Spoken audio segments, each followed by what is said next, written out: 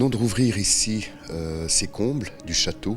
Ils étaient déjà ouverts au public précédemment, mais là nous avons repris à la fois toute la présentation et notamment l'éclairage.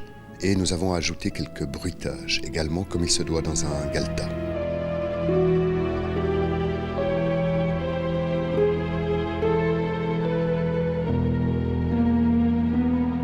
Et nous avons la chance finalement d'être dans un château, d'avoir des lieux qui existaient.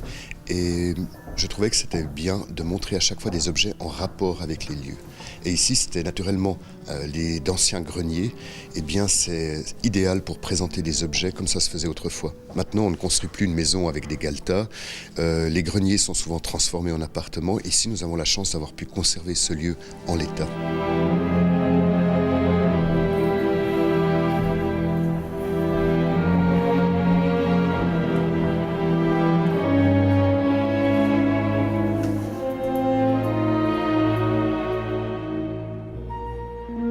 Il y a plein d'objets ici qu'il serait difficile de présenter dans le reste du château.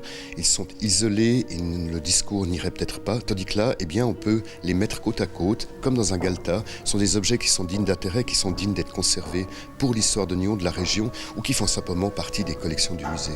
Il y a des enseignes qui existaient autrefois, des enseignes d'auberge, la Croix-Blanche par exemple, qui a été remplacée depuis par l'hôtel Beau Rivage.